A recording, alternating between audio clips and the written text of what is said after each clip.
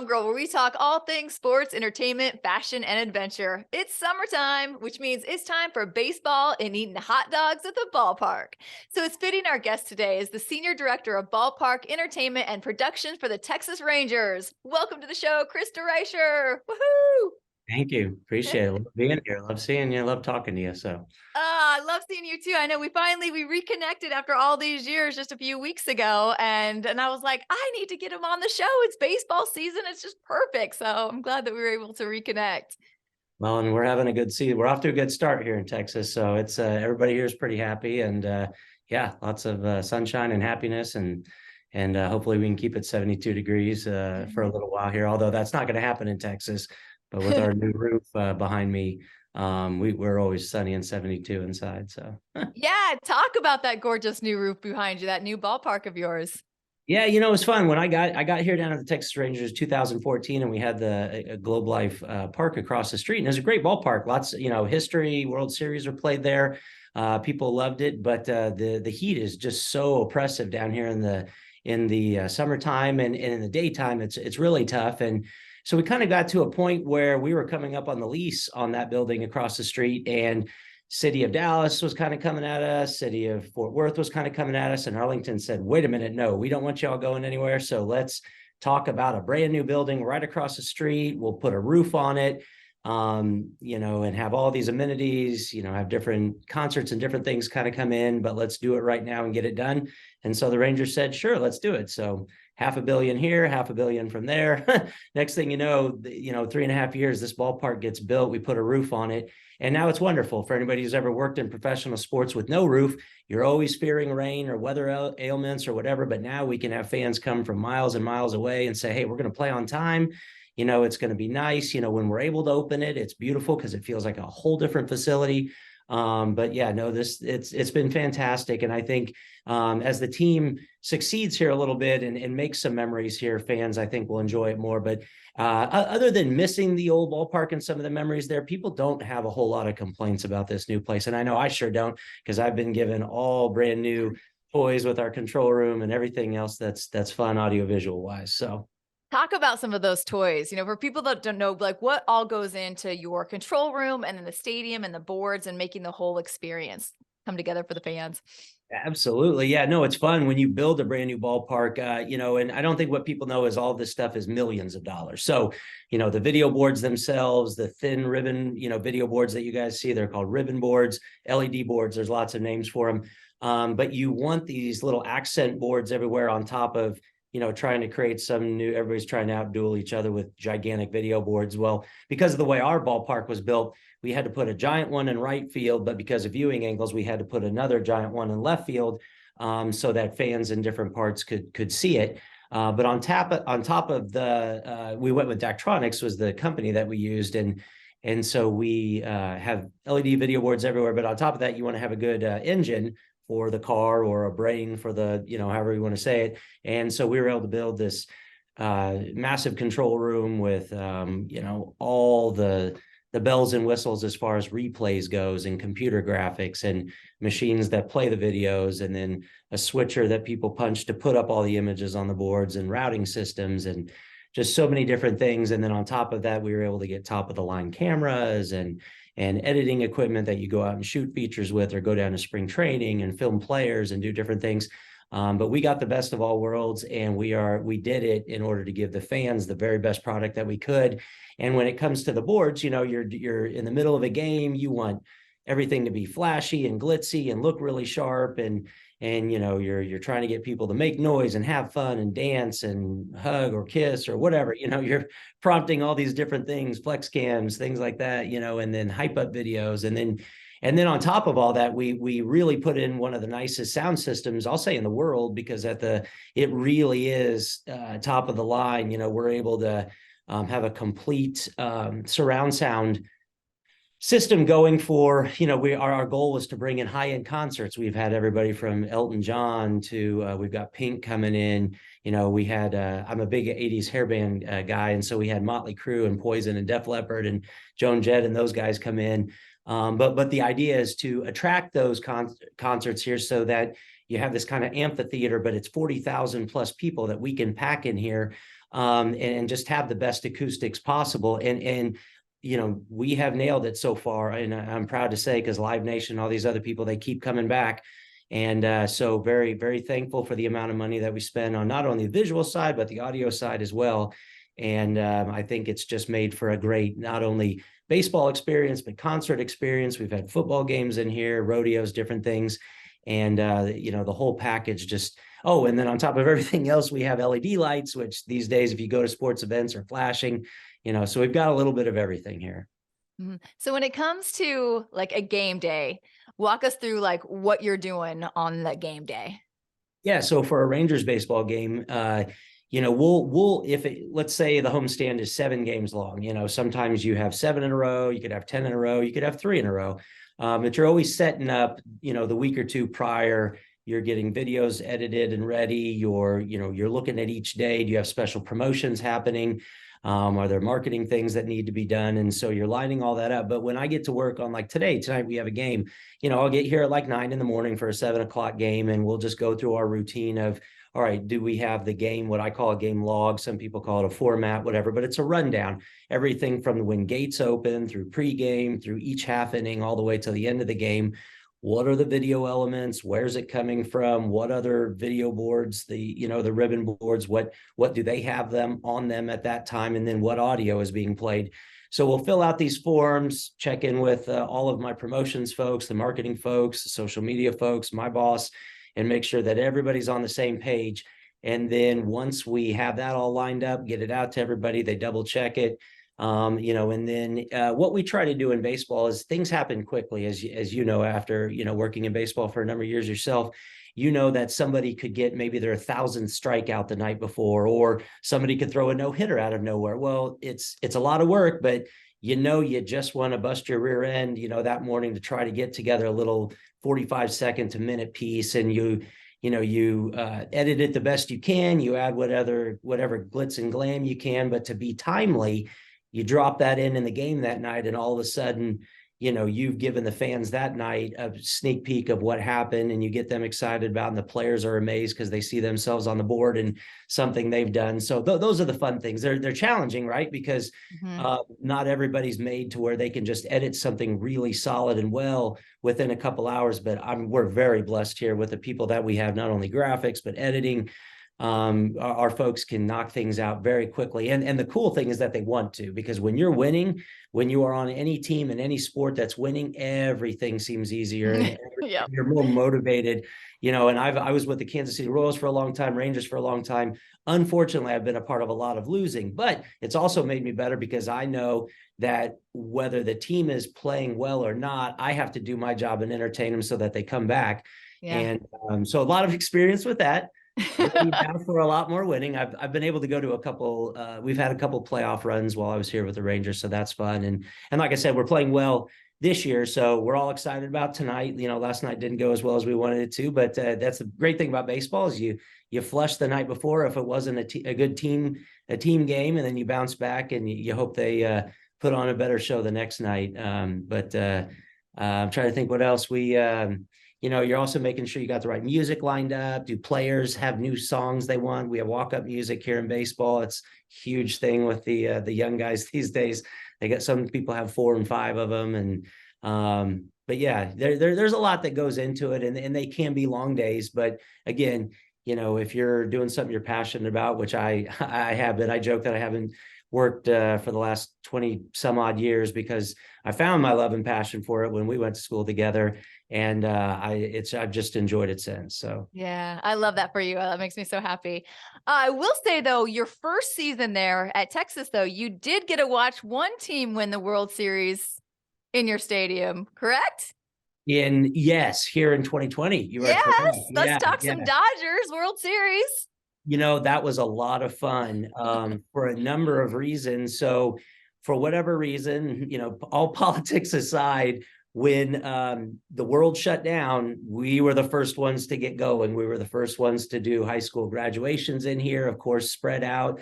And then when people saw that we could do that, we had the baseball season going, but there were no fans. But then we were like, hey, you want to have a playoffs? Hey, let's have a MLB playoff bubble here. So we hosted, we hosted some divisional rounds, and then the NLC championship, the National League Championship Series was here.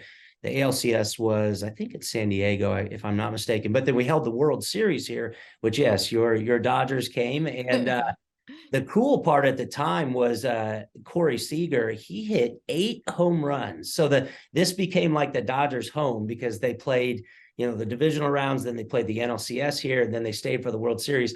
So Corey Seager, before the Rangers could even really get going, held the all-time home run record here of like 8 over that amount of time. And thankfully for us, he fell in love with the place, and we were able to sign him a couple of years later, to the chagrin of Dodgers fans. I would boo for me. You took my favorite player, but at least it went to you. Yeah. Well, and so the cool part about it is the folks who do what I do at other teams, Greg and Tom Darren and all those guys with the Dodgers, and then there were other teams that were involved, like the Padres and the Braves and different things. We were on kind of like a Zoom. So we were doing our thing, but I had a laptop over here so I had my headset on talking to my crew, and then I had an earbud in over here talking to the Dodgers game entertainment folks. And so we kind of like, it wasn't ideal, because then I felt so bad for those guys, because you work so hard to get to a World Series, and then when you can't host it and can't do it, I felt awful for these guys. So the best part that we were able to come up with, thanks to Brian O'Gara and Major League Baseball and those guys, is I could be a go-between between them and our staff and what elements we were running. So they sent us all their elements. But like during the game, I would say, hey, do you want to run that Corey Seager piece here? What would you like to do? Or tell me, talk to me about music here. So it was crazy. It was unheard of, when nobody had ever done it. But it was great, because I felt like I was able to help Greg and Tom and all those guys put on the show that they wanted to. And same for the other teams, when it was a Braves home game or whatever, we did the same. But boy, it was wacky and crazy. Mm-hmm. And one very cool story that I have from it was that I grew up a Los Angeles Laker fan. I was an Army brat, but all over. And so my favorite basketball team was the Kansas City Kings, but they left and they moved to Sacramento. And so at that time, I didn't really have a team, and I lived in the Kansas City area. My uncle introduced me to the Lakers, fell in love with Magic and Showtime and all of that stuff. So I've been a Lakers fan all my life. Well, I'm walking out of the control room, going to use the restroom, and who comes walking down the hall but Magic Johnson, thanks to the Dodgers. And he was with a friend of mine, and he could tell I was just like, oh my, and I could tell Magic was like, oh gosh, here comes a dude.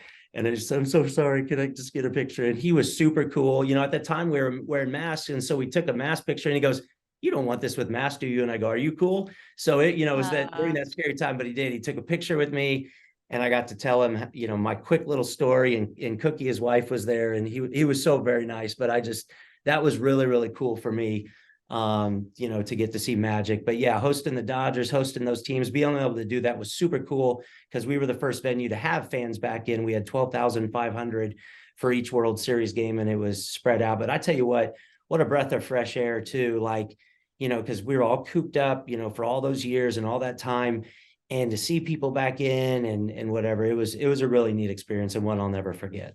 Yeah, I mean, it was just so tough, wasn't it, going for that long without sports? I mean, I felt bad for our Nebraska team. I felt bad for all like college kids and just sports people everywhere. It was just such a sad time having our games all be halted like that. Yeah, no fans. Sure. Yeah.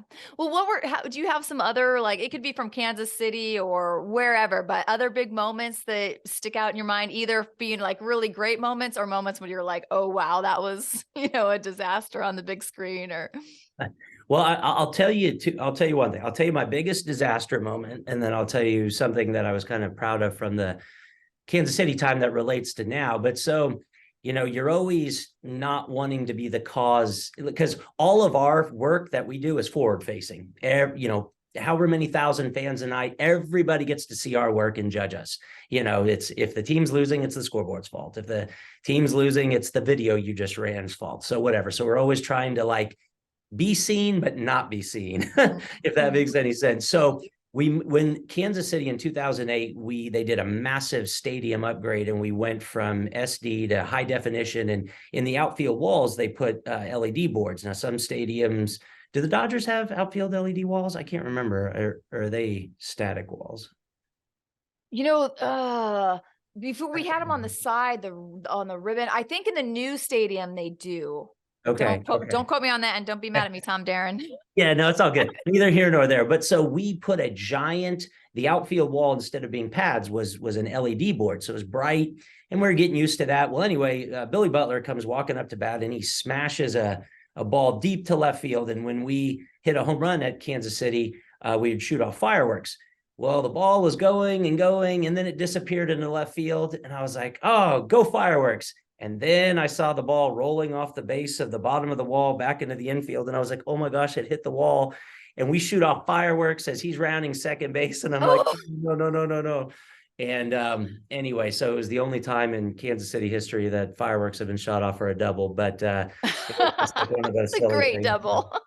Yeah. But, those are the moments that you're like, I mean, there's nothing you can do. It's just like, I felt bad. But a cool thing we got to do there. So, unfortunately, I was there for, I think 2 of the 13 seasons I was there, we won. And then I decided I didn't want to go to 2 straight World Series. So I left in 13, and they go to the World Series in 14 and 15. You're welcome, Kansas City, because maybe it was me, but I don't know. But anyway, so the coolest thing we got to do while I was there was host the 2012 All-Star game, MLB All-Star game. And I tell people it was the greatest and worst thing I've ever had to do. And what I mean by that, I say that playfully, but it was just so much work, and it was, and it all paid off. It was amazing, and everything went awesomely, but you work for like 6 months to get ready for an All-Star game. And then I want to say it was like Saturday, Sunday, Monday, Tuesday, like 4 straight days of things, but it was like 4 straight 20-hour days. I mean, it took us months to like get ourselves physically and mentally right after that. But it was so cool, because like when you're in a city and you hadn't had anything in a long time, like Kansas City hadn't, the Chiefs weren't good yet. The Royals were struggling or whatever, but so, hey, we got an All-Star game. So the city came together and just blew it out of the water.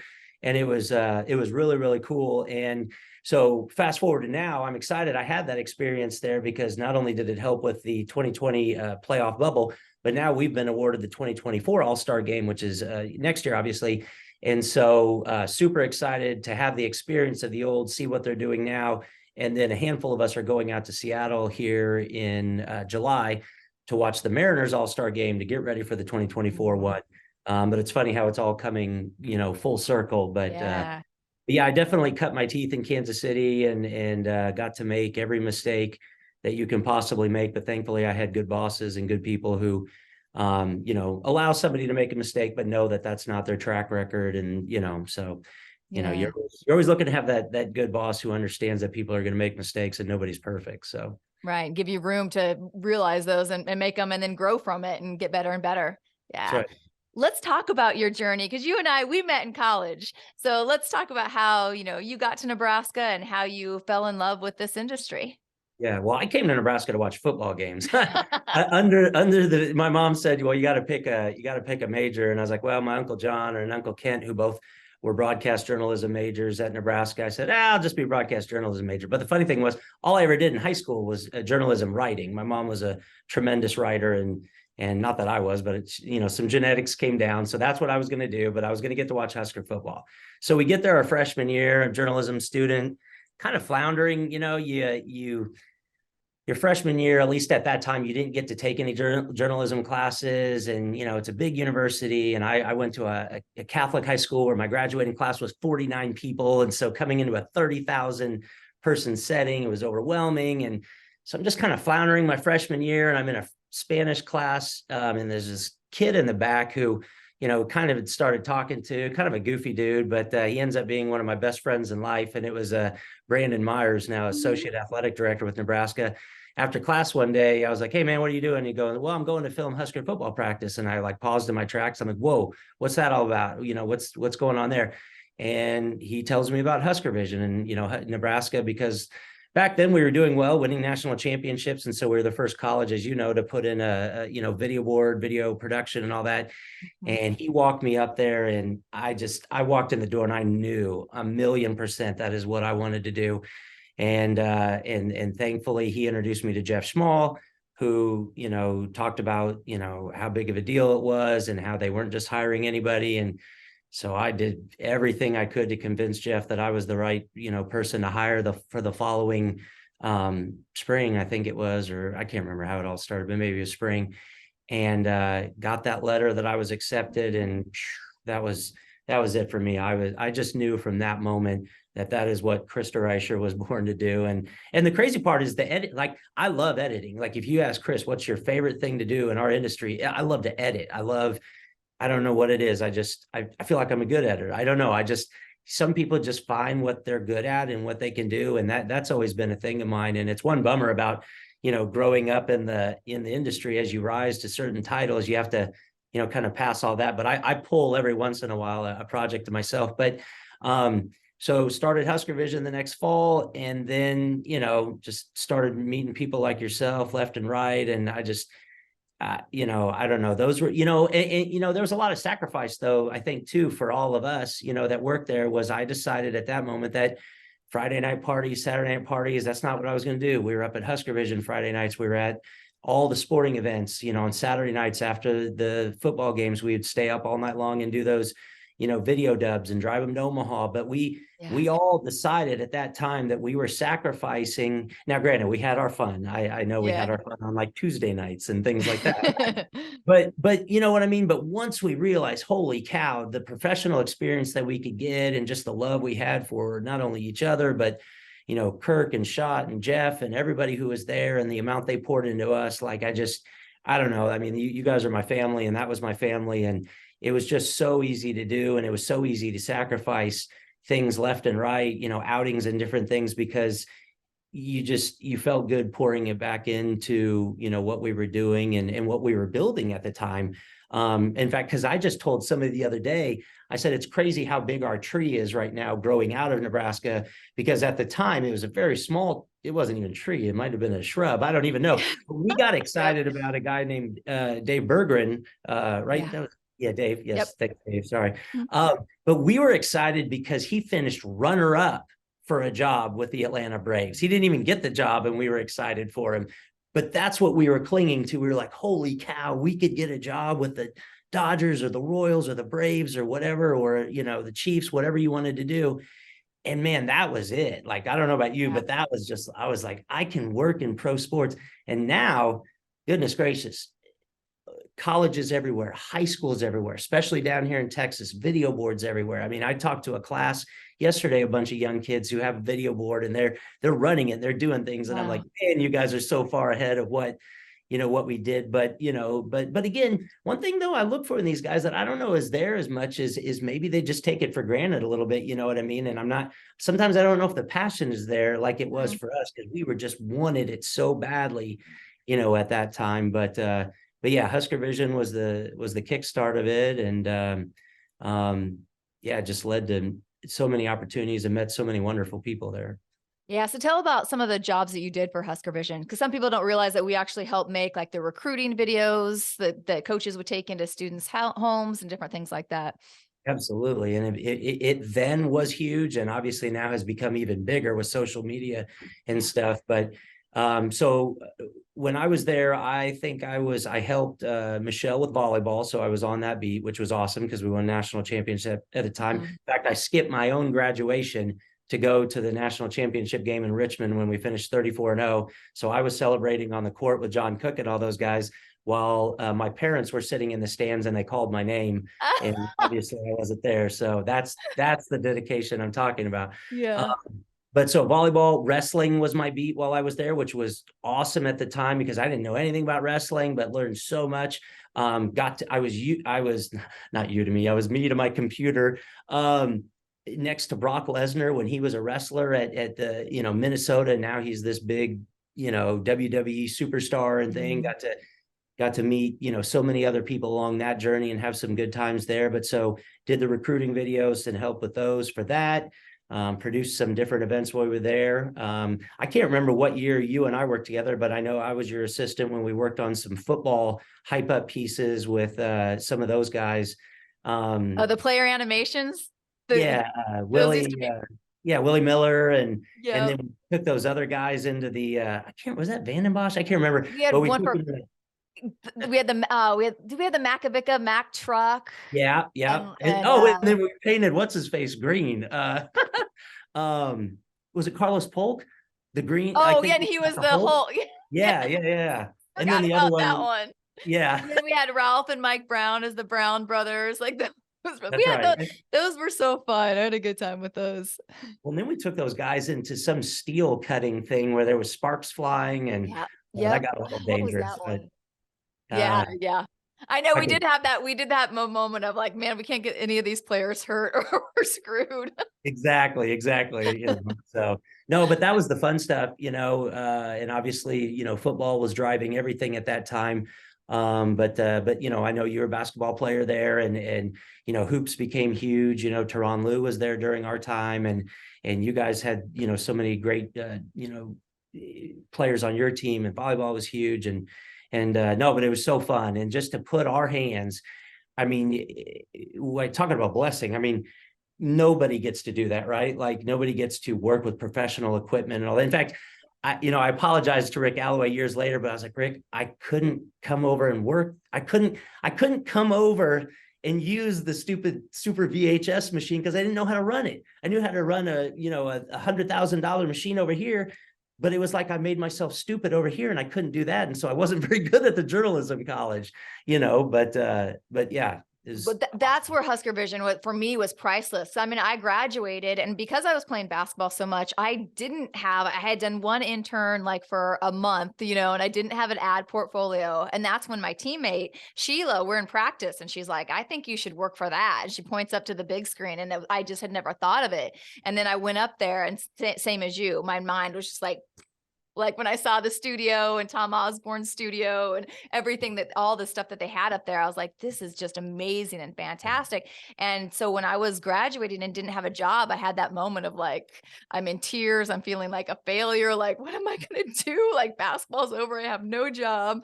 I have no portfolio to show my advertising copy work. And then Jeff said, if you stay here, they had just got the brand new Avid. That was right when Avid was new to everybody. And he's like, I don't want to learn this. If you stay and learn it, we have a new sports marketing grad school program. We'll put you through that, we'll pay for your school and you can learn how to do this and run our coaches shows. And I was like, done. So like you said, like them having us and I remember sitting with the Avid book in that small little room and just like learning it from the book. Like we didn't have classes. That's what I loved about HuskerVision. Everything was like, you're putting your hands on it. You're out there doing it. You're out there pulling cable. You're out there carrying the cameras. You're doing it all. It was awesome for that.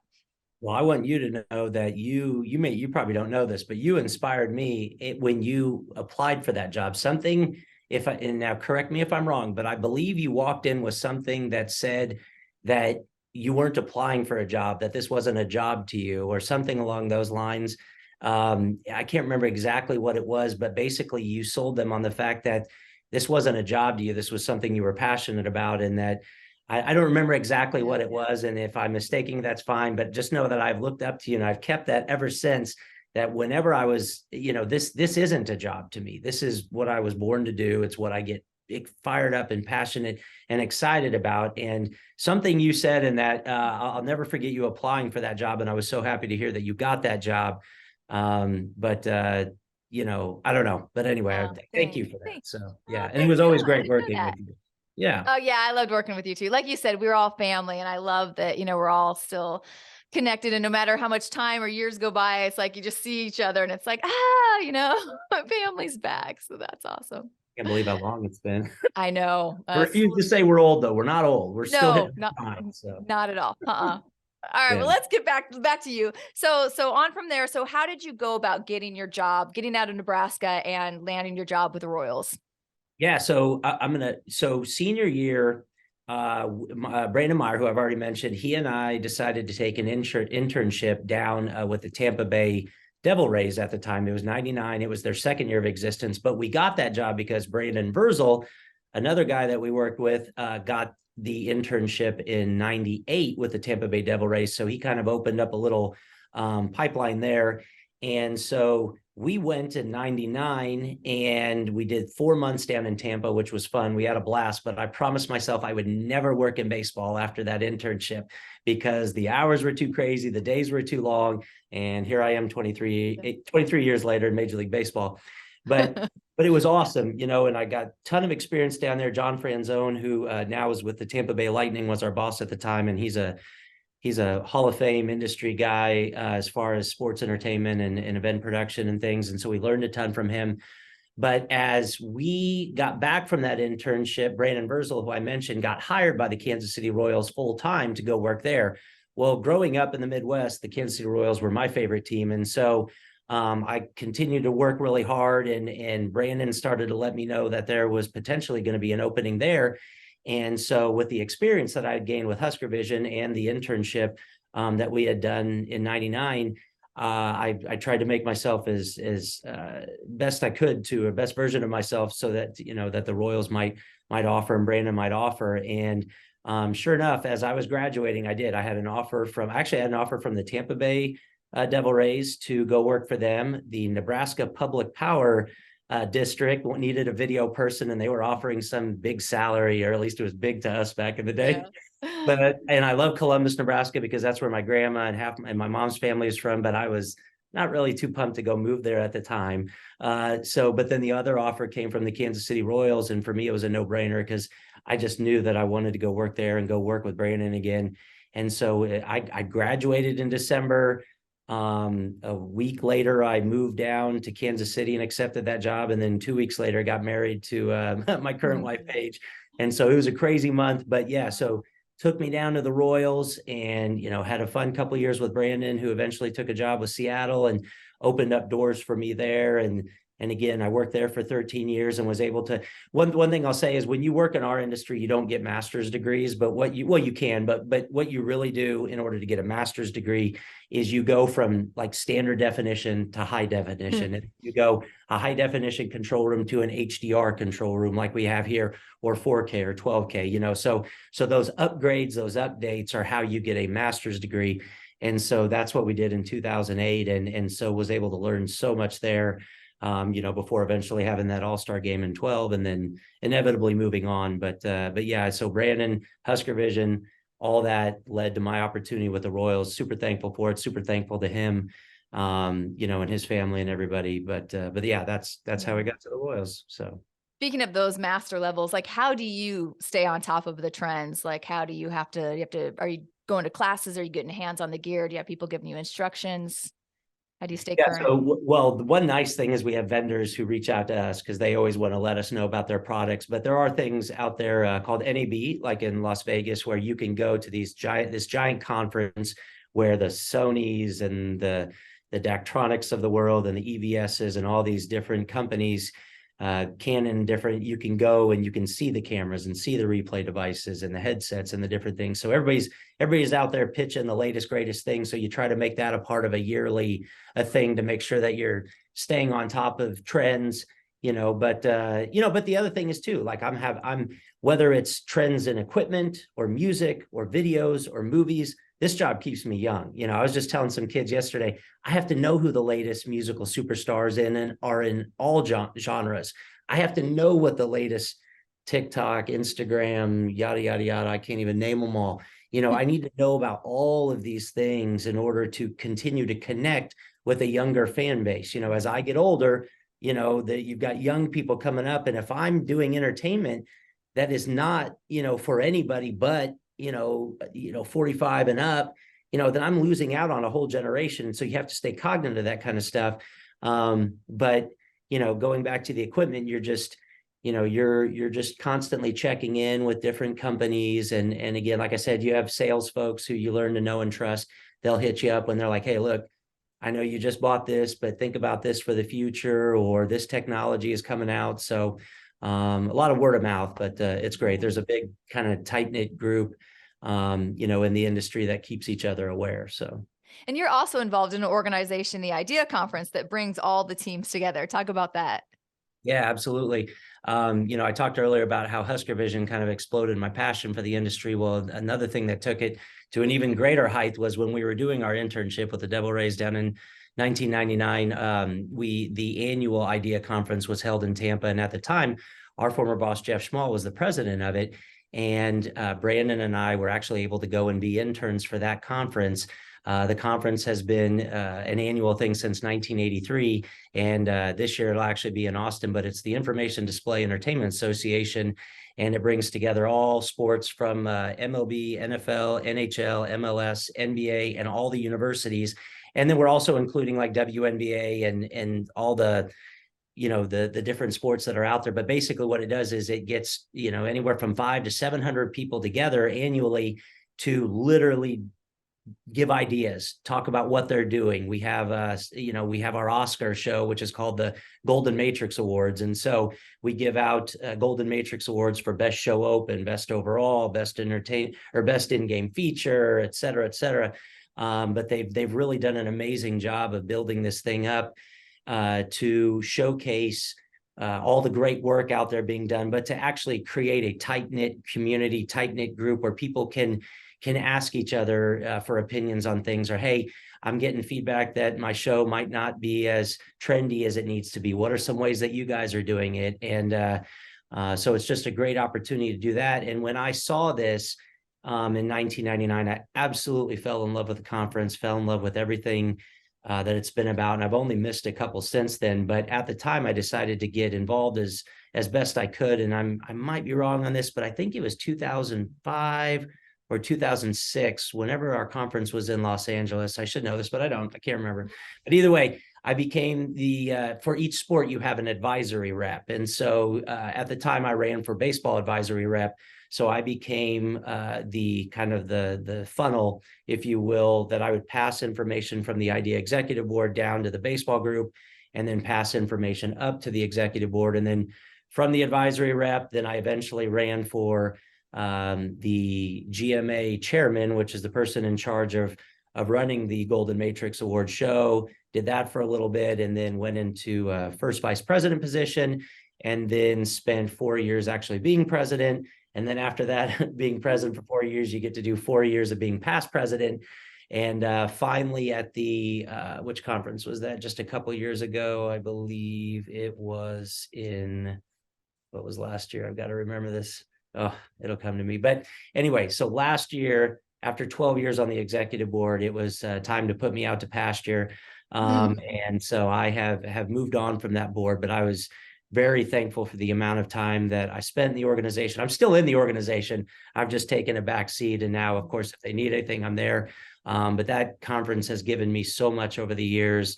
Like I said, it just enhanced my passion for the industry and given me such a love to pass on ideas, pass on passion, pass on so many different things that I can to those who are up and coming this industry. And then the other part is getting the word out that this is an industry, that this is something kids can do. Not everybody can be LeBron James.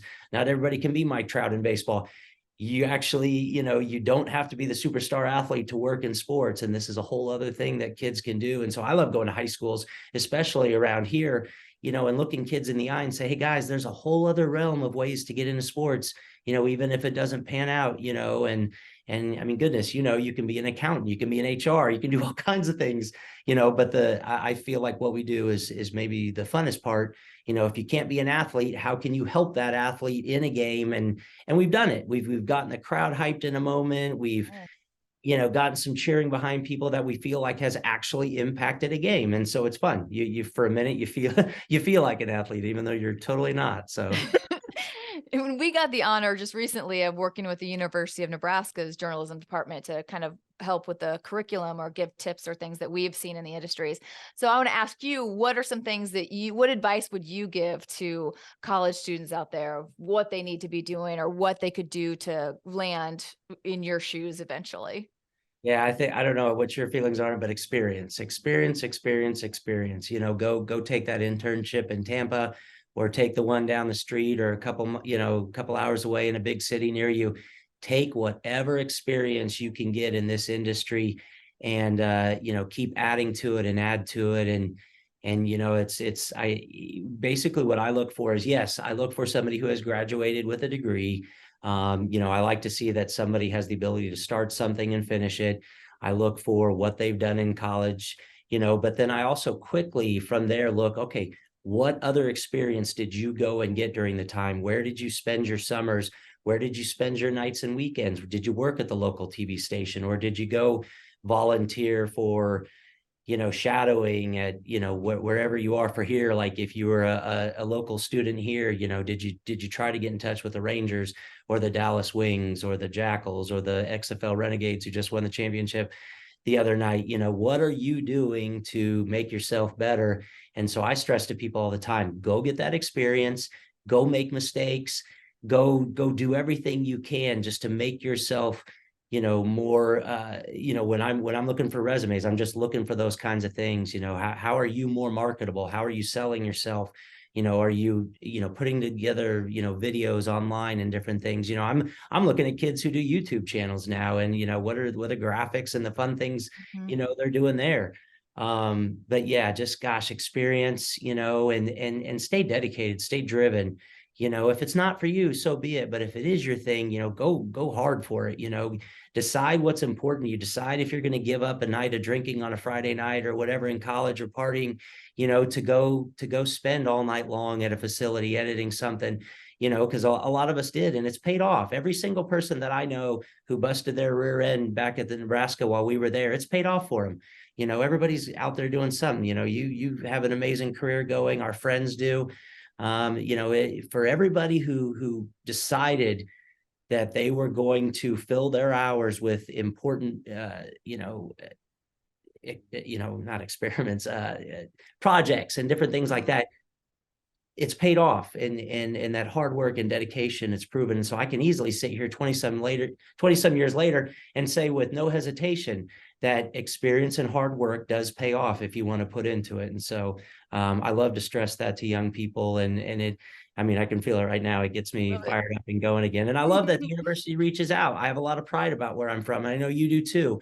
And when we get those calls and are able to sit on there with the faculty and other professional, folks in the industry, I love being able to add something. And, I don't know everything. I am definitely not the smartest, person that was on that call the other day by any means, but I know what I'm passionate about, and I know what works, and I also know what doesn't work, and so you've got to go through those things. And so yeah, no, it's just great. I love it, and I just love what we do.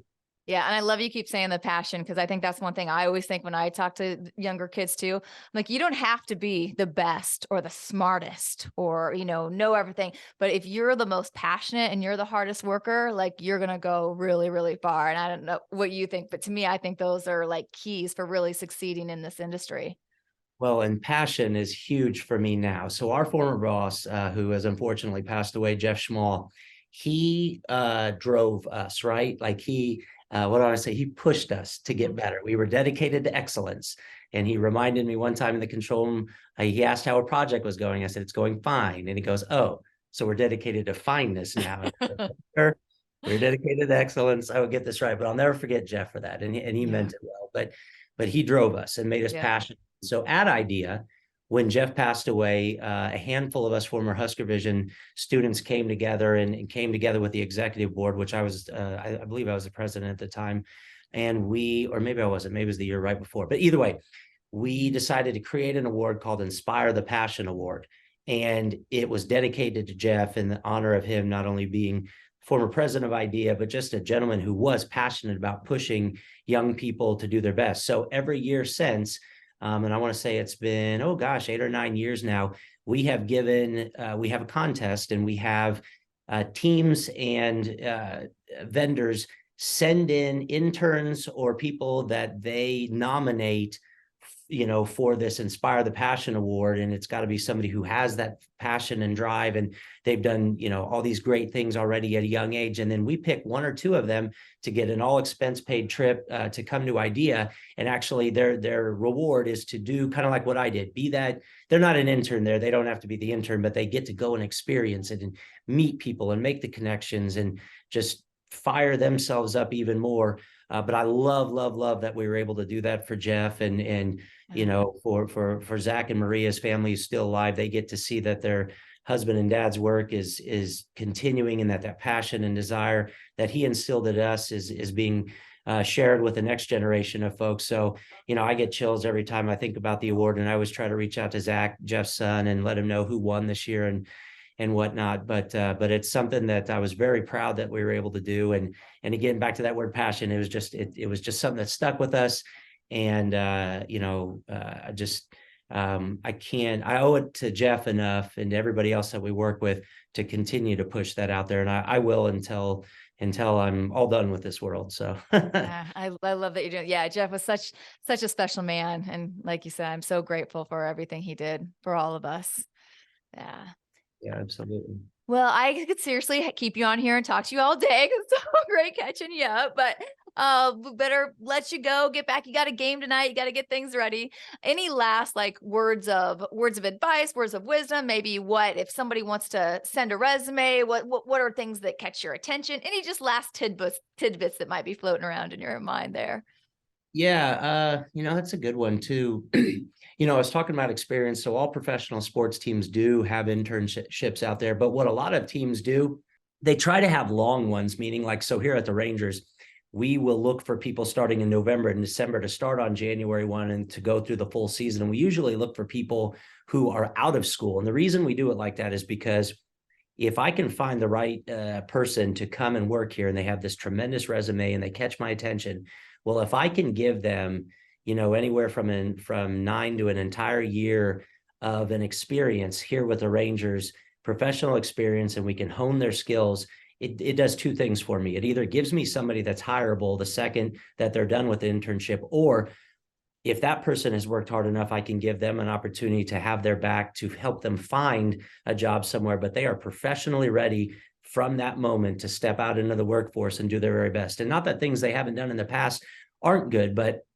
what I'm just saying is that this adds to it. We literally put them in the fire here. And then by the time they're done here, they're refined and they're ready to go, whether it be for us or somebody else. And I know that's not just for baseball and that's not just for the Rangers. I know there's all kinds of sports, but what I encourage everybody to do is that there's a sweet spot when you're looking for those internships. You got to understand baseball team seasons end sadly, they end at the end of September or they end happily at the end of October.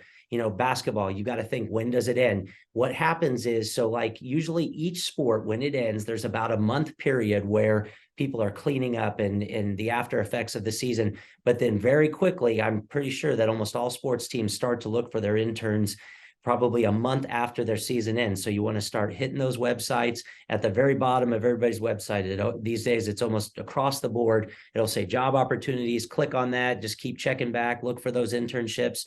So you can do that, find it that way, keep getting as much experience as you can. And the other thing is, do not be afraid to use people because I think you've learned this. If you know people in this industry, it leads to other things. So never be afraid to that. If you've got a brother who's friends with a guy whose dad works at the Rangers, go ahead and show some intuition and follow that route and go ahead and somehow reach out. And I know that all of us can get busy with times and we might not have a quick moment to answer a phone call and email, but I know most people mean well. They might just be caught up in stuff. So I try to do my best to get back to an email, try my best to get back to a phone call.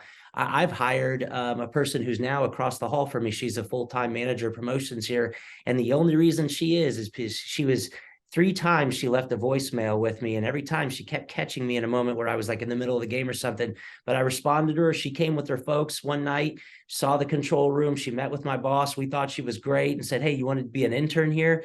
She came, was the intern, and next thing you know, here she is, full-time job here, doing amazing things here with the Rangers. So you never know. So persistence, be persistent, push, let people know, understand, it might take a second, for people to get back to you, but you never know. You never know what that phone call or email can lead to. And I don't know. I think the go-getters out there, you will be rewarded eventually for your persistence. So Yeah. yeah. Amen. Good words of wisdom. I love it. Hey. Well, thank you so much. It was so great catching up to you. And I got to get out there. I got to see that stadium because I know last time I was out there when I was at AT&T Stadium. And I know in Texas, you guys do not mess around with your stadium. So I'm really excited to come out there and catch a game and catch up with you. So You got seats anytime. So. All right. Well, thank you so much for taking the time. Thank you guys all for listening. Where can are you on Instagram? How can they, if anybody has any questions, is there ways to contact you or follow the Rangers? Yeah, I am on Twitter, at CLD Heavy is my handle. You guys can reach me there. I'm not a closed DM person unless you get weird. But you can send me a note there. I think I'm on LinkedIn. You can find me there. The rest of the stuff is probably family things like Instagram and Facebook. But yeah, absolutely. Shoot me an email there. I might have if you go to texasrangers.com, I think our emails and different things are on there.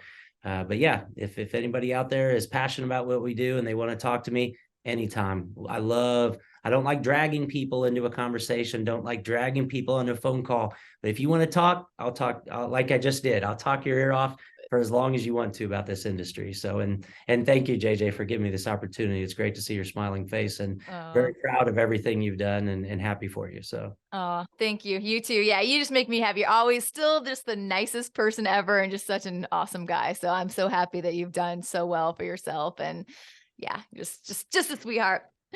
All right, guys. Well, that's it for today. Thank you for watching, and you can watch all of our shows on the YouTube channel. Follow us on Instagram, Facebook, and then get your podcast wherever you listen to your podcasts. And we'll see you here again next week. Get out there. Bye-bye.